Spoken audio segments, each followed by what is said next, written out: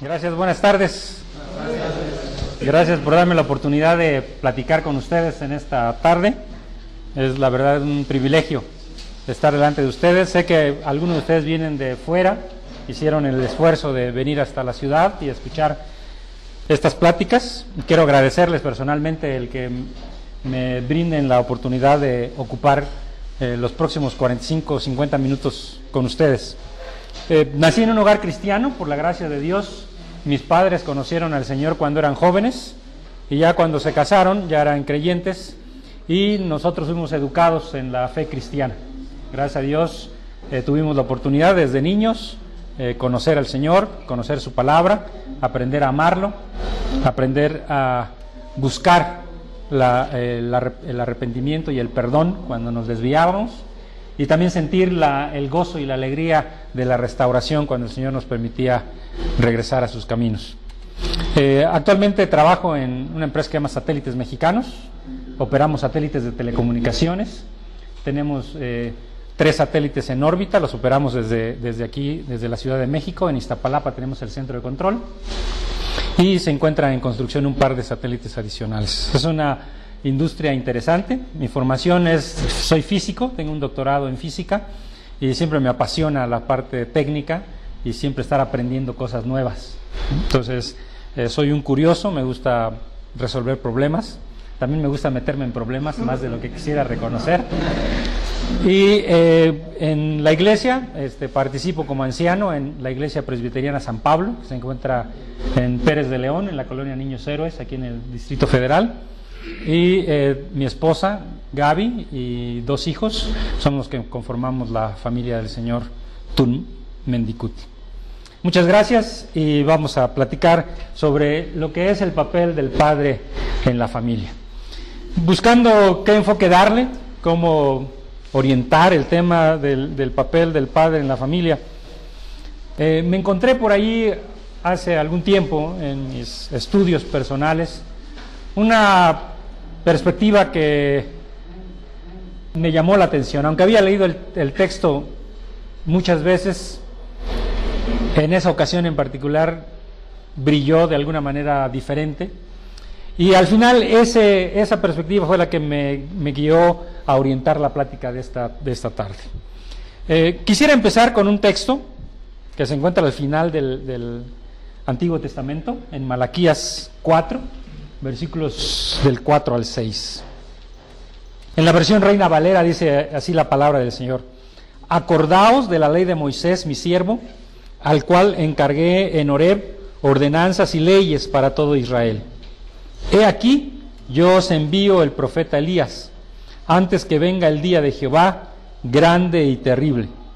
Él hará volver el corazón de los padres hacia los hijos, y el corazón de los hijos hacia los padres, no sea que yo venga y hiera la tierra con maldición. Entre el Antiguo Testamento y el Nuevo Testamento hubieron varios siglos de silencio. Dios cerró profecía nueva. Hasta Malaquías hay predicación de los profetas, pero después vino un periodo de silencio. Si tú supieras que vas a dejar de hablar con tu familia y te dijeran, te damos la oportunidad de que platiques con ellos 15 minutos, ¿cuáles serían las últimas palabras que utilizarías para hablar con ellos? Reflexionando de esa manera, si Dios sabía, porque Él así lo había planeado, que iba a haber un silencio tan largo, ¿qué es lo que el Señor tomaría de suma importancia como para decirle justo antes de este periodo de silencio? Miren, ocúpense en esto. No sé ustedes, pero probablemente yo no hubiese tratado el tema de la relación padre-hijos. Probablemente hubiésemos hablado más de la manera del culto, de cumplir con los sacrificios, de otros temas que seguramente estaban allí inmersos en la comunidad. Si yo te dijera, ¿cuáles son tus problemas más graves en el seno de tu familia? Pues aunque seguramente hay problemas de relación padre-hijo, probablemente no serían los primeros que dirías. Probablemente dirías problemas en el trabajo, problemas con los vecinos, Pero aquí el Señor, en estos momentos, cuando está a punto de entrar en una época de silencio, el Señor considera importante hablar sobre la relación padre con su hijo. Somos personas con buena memoria para unas cosas y mala memoria para otras. Yo no creo que haya gente que solo tenga mala memoria, excepto quien definitivamente por un tema fisiológico tenga alguna enfermedad, pero todos tenemos buena memoria para ciertas cosas y mala memoria para otras. Yo puedo estar saliendo de haber visto un documental o una película y mis hijos me pueden decir, oye, ¿te acuerdas de tal escena? Le digo, oye, ¿de verdad salió en la película o en el documental? No me acuerdo haberla visto. Por alguna razón la disfruto en el momento y después ahí queda en el olvido. No es algo tan relevante. Pero platíquenme las cosas que me ha hecho mi esposa. Les puedo hacer un historial desde cuando éramos novios, ¿no? No nos alcanzará el tiempo hoy para empezar a platicar, ¿no? Y lo que me ha hecho mi suegro, no se diga. Les puedo platicar con lujo de detalles. Todos tenemos buena memoria para ciertas cosas y mala memoria para otras. Una de las cosas para las cuales tenemos la tendencia a tener mala memoria es para recordar la ley de Dios. ¿No nos surge de manera natural estar recordando la ley de Dios? Cuando estoy ansioso y preocupado, el problema viene a mi mente y ahí está dándole vueltas y dándole vueltas, ¿no? ¿Y qué me dijo? ¿Y qué puedo hacer? ¿Y cómo lo puedo resolver? ¿Y qué va a pasar? ¿Y qué pasa si yo le digo? Él puede reaccionar de esta manera, y si reacciona de esta manera a lo mejor lo complicamos, y ahí le estoy dando vueltas al problema. Y hay veces me digo, órale, ¿qué tal si utilizaras todo este tiempo para pensar cómo puedo amar más a Dios con todo mi corazón y cómo puedo amar a mi prójimo como a mí mismo? O sea, si todo este tiempo, si pudiera yo ocupar toda esta energía y ese tiempo en reflexionar qué significa amar a Dios, qué significa amar a mi prójimo, qué significa amar a mi esposa como a mí mismo, qué significa no provocar a ira a mis hijos. Si yo utilizara toda esta energía y todo este tiempo en reflexionar esto, seguramente mi vida y mi relación con Dios estaría en una mejor posición. Pero tengo mala memoria para eso. No tengo buena memoria para recordar que tengo que meditar en la palabra de Dios. Pero tengo muy buena memoria para recordar el problema que tengo, la situación que tengo, las inquietudes que tengo. Creo que fue Mark Twain, el autor de Tom Sawyer, el que decía, a lo largo de mi vida he pasado por muchísimas, he sufrido por muchísimas desgracias, decía, la mayoría de las cuales nunca sucedieron. Nuestra mente se ocupa de crear esas desgracias y ahí las estamos rumiando y las masticamos y las meditamos. Para eso sí tenemos buena memoria. Y por eso la instrucción del Señor siempre es, y se las recordarás y hablarás de ella. A Josué le dice, nunca se apartará de tu boca este libro de la ley, sino que meditarás de día y de noche. Y así es como empieza este pasaje. Acordaos de la ley de Moisés, mi siervo. Acordaos de la ley de Moisés, mi siervo. Y para judíos y para cristianos, un buen resumen de esta ley son los 10 mandamientos, ¿verdad? La ley es mucho más amplia, pero un muy excelente resumen son los 10 mandamientos. Si nosotros hubiésemos sido los legisladores de aquella época, habríamos puesto un mandamiento que tuviera que ver con la relación de los padres y los hijos. Aún hoy en día, nuestras constituciones y leyes hablan de los derechos de los hijos, pero yo todavía no he visto una que diga que los hijos tienen que honrar a sus padres. Desde la perspectiva del valor humano, de los valores humanos, no hay lugar para poner una ley que diga que los hijos deben honrar a sus padres. Pero sí fue necesario poner una ley de los derechos de los hijos. Pero el Señor, dentro de su resumen de esa ley, el Señor pone un mandamiento que tiene que ver con la relación de los padres y los hijos. Honra a tu padre y a tu madre, para que tus días se alarguen en la tierra que Jehová tu Dios te da. La Trinidad misma nos habla de una relación padre-hijo. No podemos entender a Dios si no lo entendemos en esa diversidad. Dios es uno, pero dentro de esa unidad de Dios hay cierta diversidad. Un solo Dios, una sola esencia, un solo ser, pero tres personas. Tres personas. Y dentro de esa relación, de esas tres personas, está la relación del Padre con el Hijo. Sería imposible, o difícil, o complicado quizás, entender muchos de los atributos de Dios si Dios no fuese un Dios plural.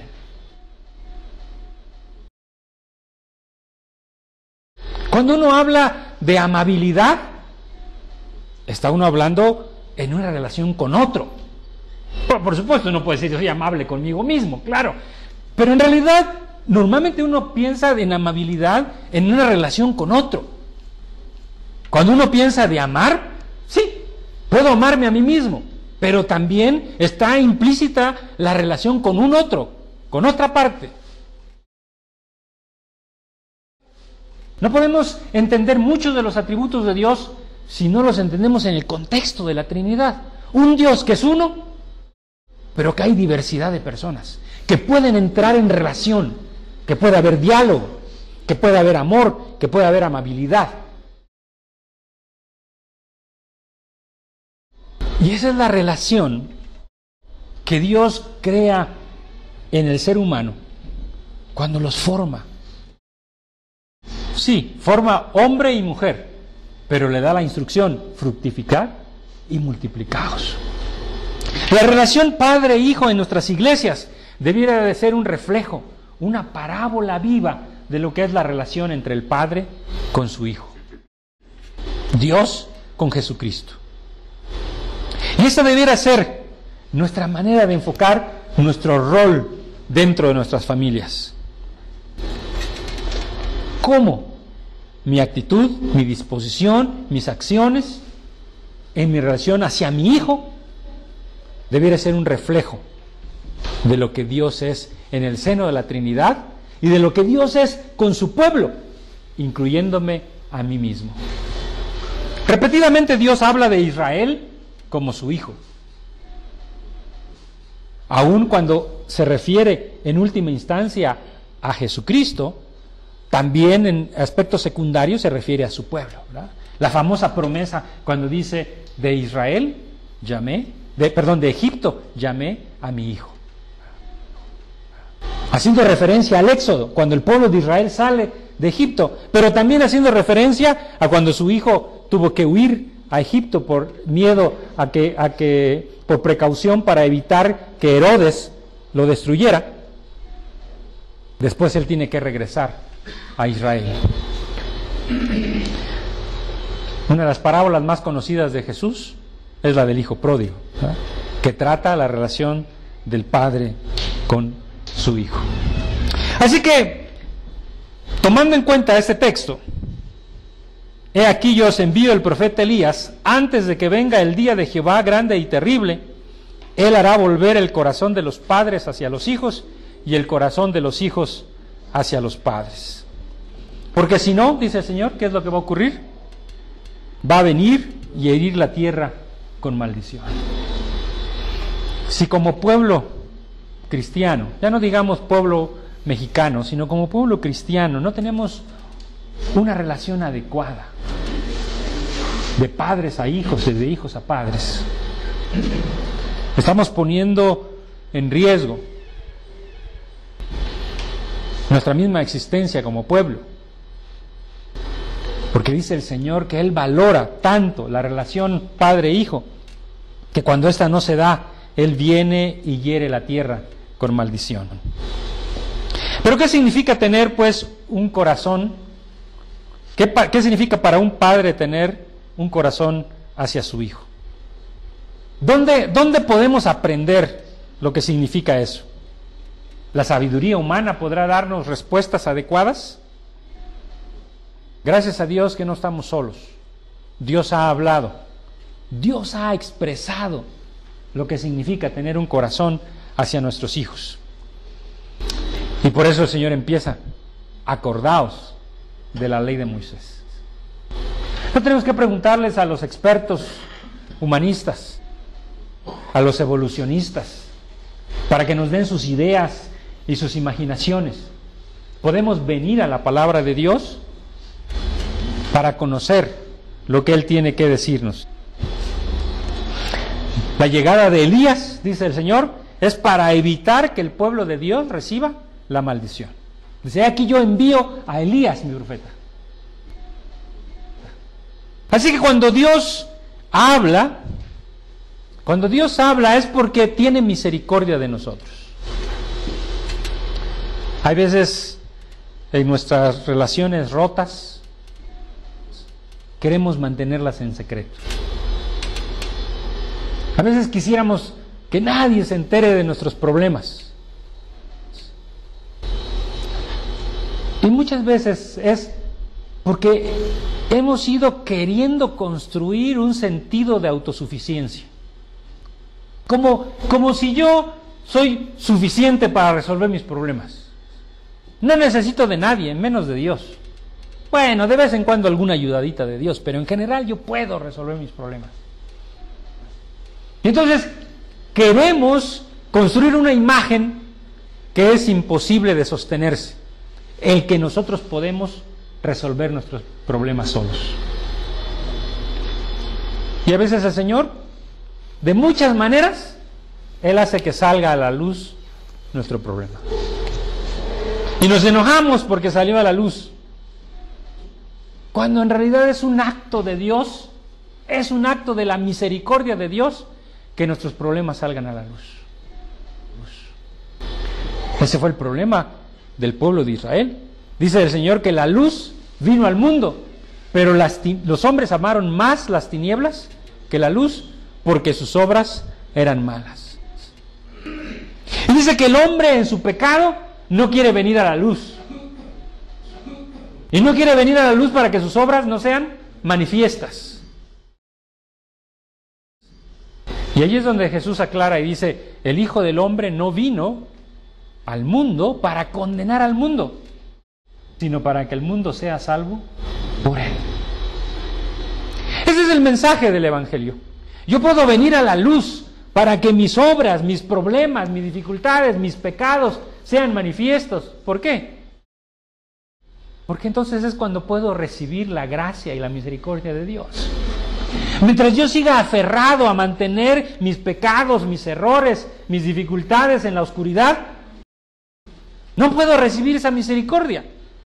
Porque como bien dice el Señor, los sanos no tienen necesidad del médico, sino los enfermos. Yo no he venido a buscar justos, sino pecadores. La gracia de Dios es para los pecadores. Pero si nosotros seguimos insistiendo en defender lo indefendible, que nuestra vida es perfecta y que no tenemos problemas, pues no podremos recibir la misericordia de Dios. Así que Dios en su misericordia tiene que mandar a Elías. Y ese Elías, en sentido figurado, puede ser alguien que se atreve a hablar de tu problema, alguien que se atreve a confrontarte, alguien que se atreve a preguntarte y a decirte cómo vas. Y ese puede ser un acto de la misericordia de Dios que dice: tráelo a la luz. Esa es la razón por la cual Cristo vino al mundo, para deshacer el pecado. No debo temer que mis obras sean traídas a la luz. Porque si hay algo de lo que me debo arrepentir, puedo tener la seguridad que en Dios hay perdón, que en Dios hay misericordia, que en Dios hay poder para poder avanzar en la vida cristiana. Así que dejemos que la Biblia nos hable, que la Biblia escudriñe nuestros corazones. Es más penetrante que cualquier espada de dos filos y nos permite discernir nuestras verdaderas intenciones. Estamos tan acostumbrados a engañarnos a nosotros mismos que a veces nuestra intención es claramente otra, pero nosotros seguimos insistiendo en querernos convencer que nuestras intenciones son diferentes de las que realmente son. Argumentamos que lo hacemos por nuestros hijos, cuando en realidad puede ser que lo estemos haciendo por nosotros. Vemos a nuestros hijos como si fuesen trofeos, como si nuestra calidad de padres dependiera de que ellos hicieran bien las cosas. Si la autoridad y la valía de Dios dependiera de sus hijos, tendría que reconocer que no tiene mucha valía y autoridad. Pero la autoridad y la valía de Dios no depende del comportamiento de sus hijos. Sin embargo, a veces nosotros como padres vemos a nuestros hijos como si fuesen esos trofeos o esos medios que nos sirven para presumir que somos buenas personas, que somos buenos cristianos. Y como queremos construir esa perspectiva, empezamos a ocultar los verdaderos problemas en lugar de atenderlos y traerlos a la luz. Y aquí está el texto que les comentaba yo al principio. Ese texto que había yo visto muchas veces, pero que hace poco tiempo brilló de una manera diferente cuando lo leí. Mateo 3, 16 y 17. Dice el Padre de Jesucristo cuando Él es bautizado. Dice, este es mi Hijo amado, en quien tengo complacencia. Este es mi Hijo amado, en quien me deleito. Este es mi Hijo amado, en quien me gozo. Así que algo que puede mostrar que tenemos un corazón hacia nuestros hijos es cuando los afirmamos. ¿Quién no estaría feliz de escuchar estas palabras de su padre?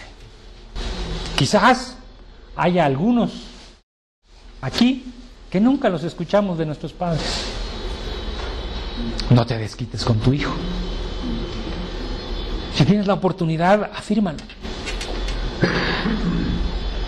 Deleítate en que tu hijo es tu hijo. Por el simple hecho de que es tu hijo, deleítate en tu hijo. No se tiene que ganar tu complacencia. Él es tu hijo. Y puedes deleitarte en él.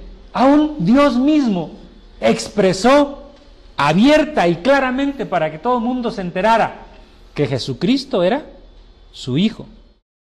Pero no solamente que Jesucristo era su Hijo, sino que Él se complacía y se deleitaba en que Jesucristo era su Hijo.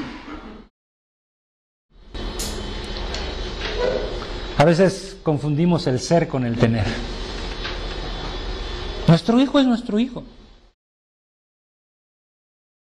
No hay ningún pecado que tu hijo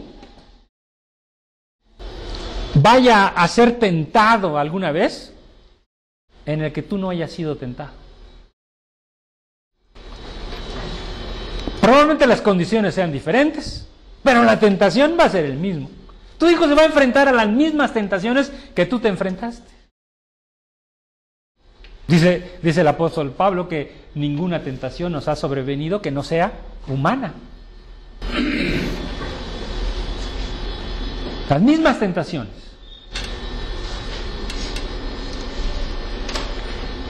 Pero aquí es donde entra este juego perverso de sentir que nosotros estamos más allá y que nuestros hijos son todavía personas que pueden enfrentar situaciones diferentes a las que nosotros enfrentamos, tentaciones diferentes, perdón. Tu hijo es tu hijo y puedes deleitarte en que sea tu hijo o tu hija. Seguramente alguien podrá decir, bueno, es que Dios lo hizo para que lo oigan los demás. para darle ese respaldo a Jesucristo. Pues sí, para darle ese respaldo a Jesucristo, pero seguramente también para dárselo a Él mismo. Que Jesucristo oyera de su propio Padre que su Padre se complacía en Él. La aprobación paterna tiene un tremendo impacto positivo en la vida del niño. A veces cometemos el error de buscar perfección en nuestros hijos. Sí, hay que motivarlos, hay que animarlos, pero nunca esperemos, y menos siendo niños, la perfección en ellos. Unas palabras oportunas pueden marcar una diferencia. Algo como bien hecho, hijo, puede hacer que un muchachito tímido tenga el coraje de aceptar nuevos retos. Nuestras mejores obras, nuestro mejor servicio a Dios, lo que tú te puedas sentir orgulloso que has hecho por Dios, no son perfectas.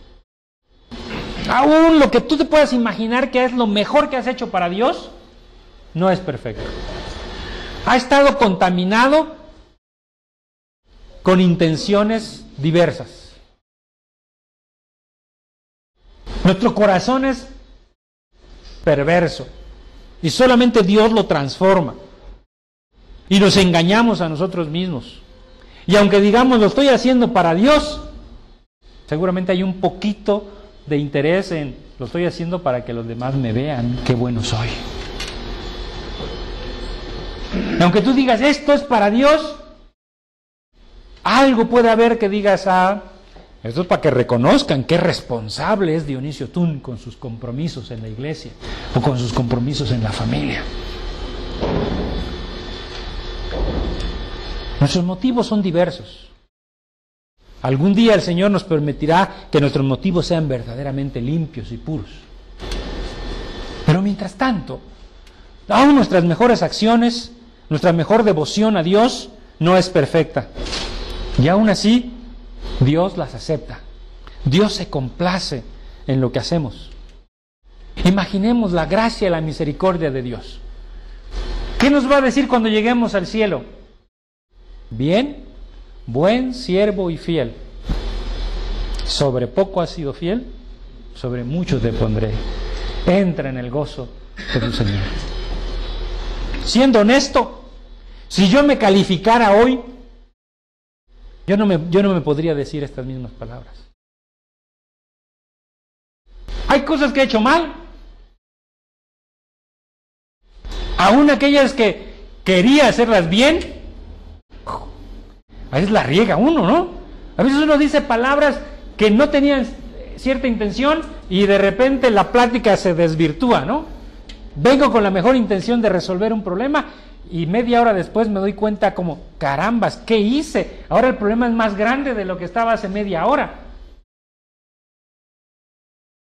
Pero imaginemos, el Señor nos va a decir cuando lleguemos a su presencia, bien, buen siervo y fiel, sobre poco has sido fiel, sobre mucho te pondré, entra en el gozo de tu Señor. Algunas veces decimos, sí, somos justos a los ojos de Dios.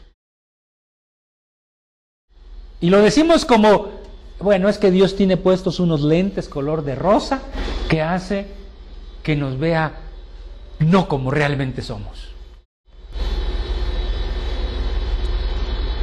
En realidad los que no vemos como realmente somos nosotros. Porque Dios nos ve a través de Jesucristo. La justicia de Jesucristo ha sido atribuida para mí. Y mi pecado ha sido atribuido a Jesucristo. Esa es la realidad. Esa es la realidad.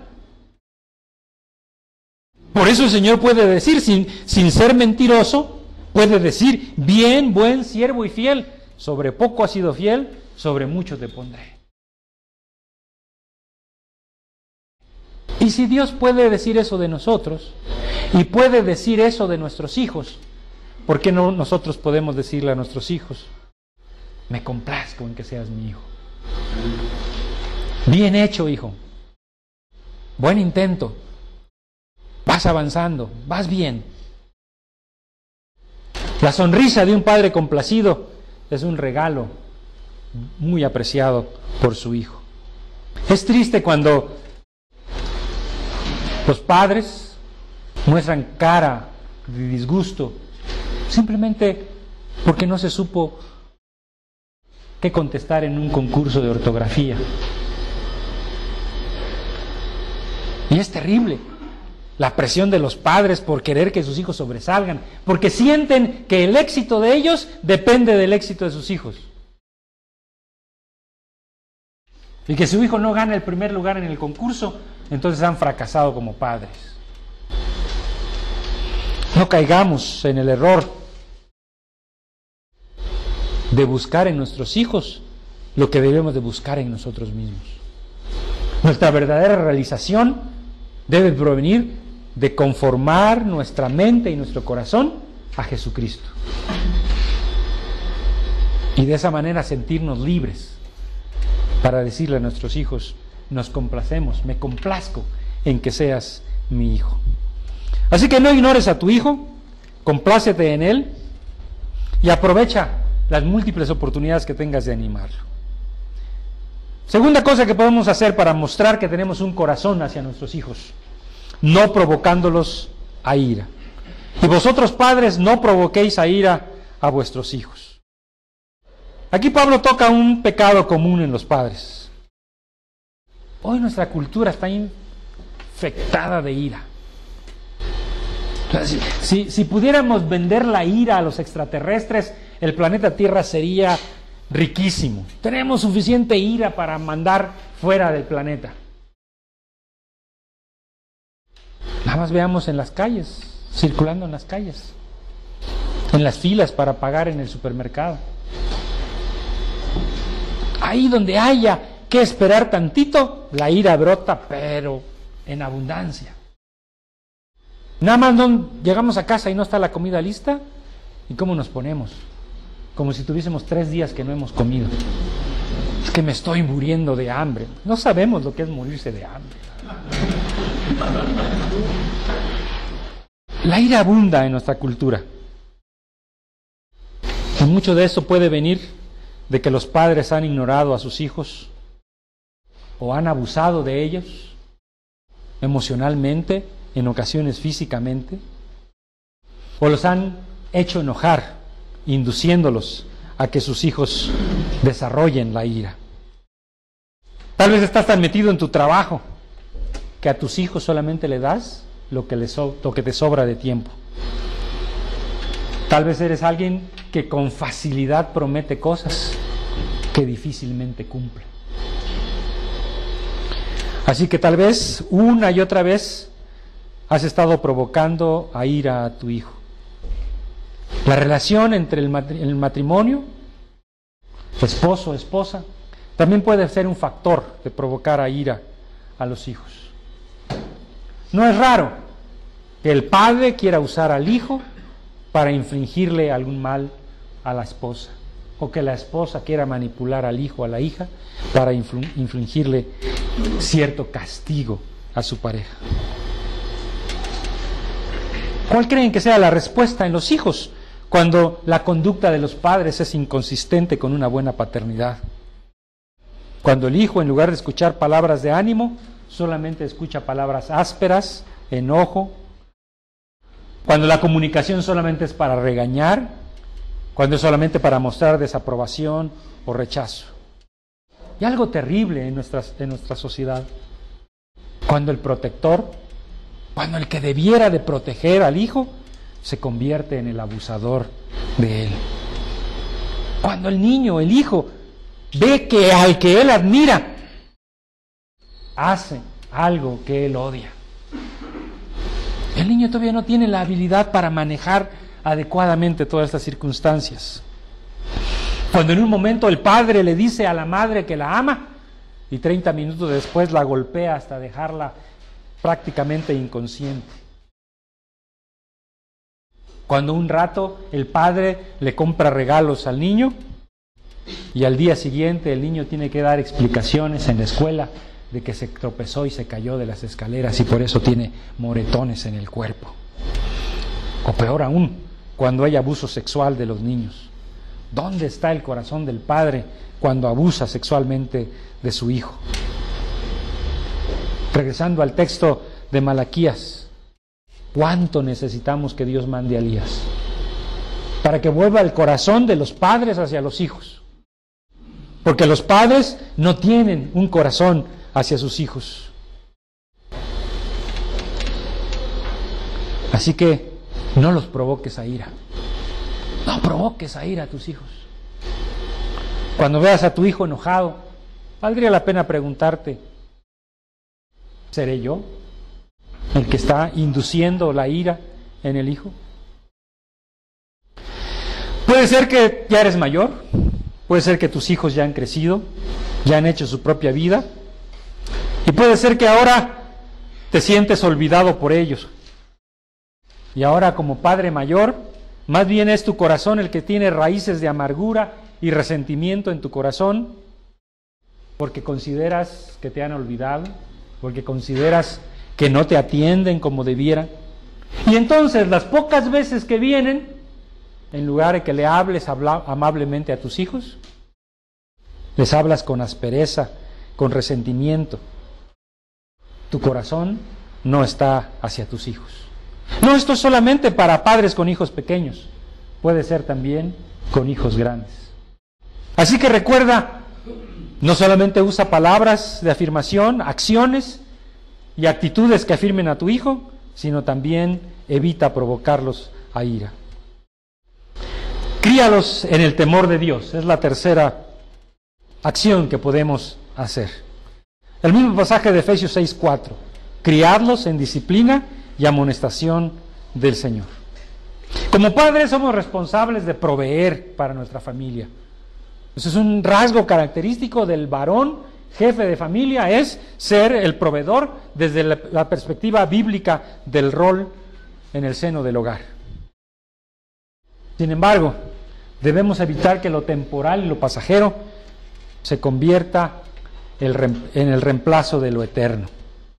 No solamente debemos asegurar que esté bien alimentado, bien cubierto, también debemos asegurar de que sea instruido en el temor de Dios. Y para eso nosotros también debemos aprender a temer a Dios. Tenemos que aprender a tomarnos a Dios en serio. No confundamos la familiaridad con la falta de respeto a Dios. Dios nos da el privilegio de llamarles padre, papá, papito. Pero eso no lo hace Dios haciéndose un Dios más chiquito. A veces confundimos que porque Dios nos da la confianza de acercarnos a Él libremente por la obra de Cristo, pensamos que eso significa que entonces Dios se hizo más chiquito. Dios no se ha hecho más chiquito. Su brazo no se ha acortado. Sigue teniendo la misma fuerza de siempre. Dios sigue siendo Dios. El mismo Dios que hizo que descendiera fuego del cielo para destruir a Sodoma y Gomorra es el mismo Dios de hoy. Y es el mismo Dios que descargó su ira en su Hijo para que nosotros pudiéramos tener acceso a Él. Dios no se hizo más pequeño para poder darnos el privilegio de decirles papá o papito. Dios no se hizo menos santo para que a pesar de nuestro pecado podamos venir a Él. Dios no se hizo menos autosuficiente por el hecho de que se agrada de nuestra alabanza. Dios no nos necesita. Dios sigue siendo el Dios infinito, eterno, inmutable, lleno de santidad y de justicia, a quien sí podemos venir con toda confianza, pero que también debemos de temerle, reconocerlo en su grandeza, en su máxima expresión, el dueño, el creador del universo, el Dios santo que no puede ver el pecado y precisamente por eso lo destruyó crucificando a su Hijo en la cruz. Eso tenemos que aprenderlo nosotros y tenemos que enseñárselo a nuestros hijos.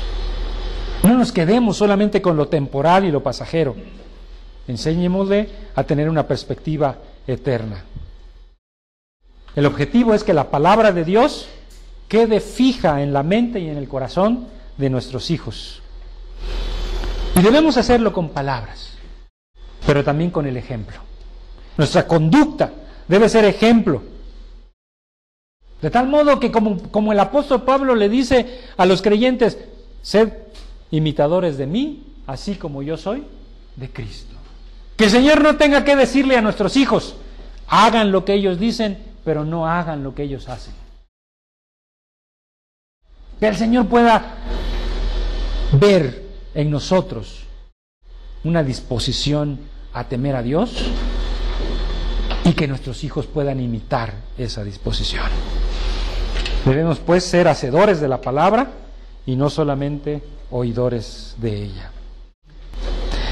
Ahora, ¿qué pasa con la otra parte? Esto es en cuanto al el tener un corazón de padre hacia el hijo. Pero veamos ahora la otra cara de la moneda. Un corazón de los hijos hacia los padres. Tal vez no todos seamos padres acá, pero todos somos hijos. ¿Qué dice el Señor? Tenemos que obedecer a nuestros padres. Hijos, obedezcan en el Señor a vuestros padres, porque esto es junto. Este versículo nos habla de un mandato, de la manera de cumplir ese mandato y cuál es el motivo. El mandato es obedecer a nuestros padres. El modo de obedecerlos es en el Señor. Y el motivo es porque esto es justo. En otras palabras, la obediencia a los padres es parte de la justicia que todo cristiano debe practicar. Los padres tienen la responsabilidad de educar a sus hijos en el camino del Señor, por lo tanto, la obediencia a los padres tiene objetivo que aprendamos a obedecer a Dios. Nuestros hijos van a crear esa disposición a obedecer al Señor en la medida también en que van aprendiendo a obedecer a los padres. Y por supuesto que hay diferentes edades, no es lo mismo la conducta que se espera de un niño pequeño, de un hijo adolescente o de un hijo adulto. La segunda parte que los hijos deben mostrar para tener un corazón hacia sus padres es mostrando honra. Desafortunadamente, la familiaridad promueve el menosprecio y la deshonra.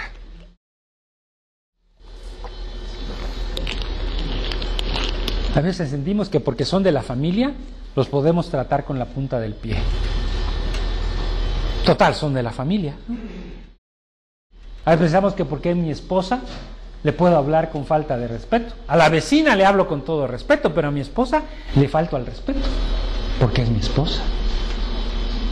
Pero no debiera ser así. La familiaridad no debiera de promover el menosprecio y la deshonra, pero tristemente es común que así suceda. Mateo 13, 56 al 58 dice, y se escandalizaban de él, pero Jesús les dijo, no hay profeta sin honra, sino en su propia tierra y en su casa. ¿Cómo respondieron los que conocían a Jesús? Cuando llegó Jesús a Nazaret, ¿hizo milagros? No, hizo poquito. ¿Por qué? Porque la gente no honraba al profeta. ¿Qué decía la gente cuando vieron a Jesús? Habían oído de todo lo que Jesús había hecho en Galilea. Y cuando llega Jesús a Nazaret, ¿cuál es la reacción de la gente? Oigan, ¿qué no es este el hijo de José? Yo lo conozco. No, este no puede ser el profeta del que están hablando. Yo lo conozco. No hay profeta sin honra, sino en su propia tierra. Ten cuidado de que no se diga lo mismo de tu casa. No hay hijo sin honra, sino en su propia casa. No hay esposa sin honra, sino en su propia casa. El hombre muestra honra a las esposas de sus compañeros de trabajo, hasta les abre la puerta del coche para mostrar cierta atención, pero a su esposa no le muestra honra. A sus hijos, le presume a los hijos a los hijos de sus compañeros de trabajo que vaya bien en la escuela, pero a su hijo no le honra. Tengamos cuidado de que no caigamos en eso. Y lo mismo como hijos. A lo mejor honramos al maestro, pero no honramos a nuestro padre. Tenemos que aprender a honrar. A pesar de que Jesús había hecho muchos milagros, cuando llegó a Nazaret, las personas se escandalizaban porque decían, no, hombre, este es un hombre común y corriente, no puede ser él. Nuestra capacidad para honrar a otros refleja no solamente el concepto que tenemos de los demás, sino también refleja quiénes somos nosotros. En el concepto de sus vecinos de Jesús, él era una persona ordinaria. No importaba qué milagros había hecho y que estos indicaban que él era una persona extraordinaria. En la mente de ellos, Jesús era una persona ordinaria y no necesitaba mostrarse ninguna honra hacia él. Así que debemos tratar a nuestros padres con honor por el simple hecho de que Dios les encomendó la tarea de ser nuestros padres. Y por último, no olvidarnos de ellos y aprender a perdonarlos. En la época de Jesús había gente que decía, Padre, yo tengo toda la intención de honrarte, pero ¿qué crees? El dinero que tenía yo para apoyarte ya se lo ofrecí en ofrenda a Dios. Entonces no te voy a poder apoyar. Cualquiera que diga a su padre o a su madre, es mi ofrenda a Dios todo aquello con que pudiera ayudarte. Qué triste cuando los hijos crecen y se olvidan de sus progenitores. Puede ser que tus padres te maltrataron, abusaron de ti, emocional, verbal, o posiblemente hasta físicamente. Y tal vez el camino de la restauración pueda ser un camino muy largo. Y no quiero decir que no fue relevante, fue una experiencia terrible. Pero desde la perspectiva bíblica, tenemos que aprender a perdonar. Y aprender a perdonar tiene que ver con dejar de tener sentimientos de haber sido victimizado. Dejar que estos sentimientos se conviertan en la justificación para la hostilidad hacia nuestros padres. Tenemos la tendencia a juzgar a nuestros padres sin darnos cuenta de que al ser hijos de ellos, tenemos la misma naturaleza que ellos. Mateo 23, 30 y 31 dice, si hubiésemos vivido en los días de nuestros padres, no hubiéramos sido cómplices en la sangre de los profetas. Y dice Jesús, así que dais testimonio contra vosotros mismos de que sois hijos de aquellos que mataron a los profetas. ¿Cuántas veces has juzgado a tu padre y has dicho, si yo hubiese estado en su lugar, no hubiera hecho eso? ¿O cuántas veces has juzgado a tu padre y has dicho, ¿por qué no hizo esto? Pero sabes, eres de la misma naturaleza que tu padre. Si tu padre fue capaz de hacer lo que hizo, tú, al ser su hijo, tienes exactamente la misma capacidad. Y si no lo has hecho, es porque la gracia de Dios es la que ha impedido que lo hagas. Por eso Jesús les dice, ustedes mismos dan testimonio contra ustedes mismos de que sois hijos de los profetas, de los que mataron a los profetas. Ellos querían lavar sus culpas y dicen, no, nosotros no vamos a ser como nuestros padres. Y Jesús le dice, espérate. Si reconoces que esos eran tus padres, tú eres igual, heredas la misma naturaleza. Si no hemos caído en los extremos en los que llegaron nuestros padres, no es porque nosotros seamos mejores que ellos. Es porque Dios en su gracia y en su misericordia no ha permitido que caigamos en esos extremos. Así que, sí, hemos sido víctimas, pero desde la perspectiva de Dios, el hecho de haber sido victimizados no es justificación para mostrar hostilidad hacia ellos. Quizás requiera una tarea de discipulado larga, pero involúcrate, acércate con alguien que pueda ayudarte y guiarte por medio de la palabra a buscar la restauración por medio del perdón. Así que debemos perdonar, tenemos que aprender a perdonar, no a olvidar a nuestros padres. A veces, como no sabemos cómo perdonar, preferimos mejor olvidarlos. Pero déjame decirte, si hubo alguien que fue victimizado, fue Cristo Jesús. Cristo Jesús es el ejemplo máximo de alguien que fue abusado. Lo golpearon, lo desnudaron, lo abofetearon, le dijeron de todo tipo de groserías y al final lo colgaron desnudo en un madero para que fuese visto por todo mundo y la gente se burlara de él.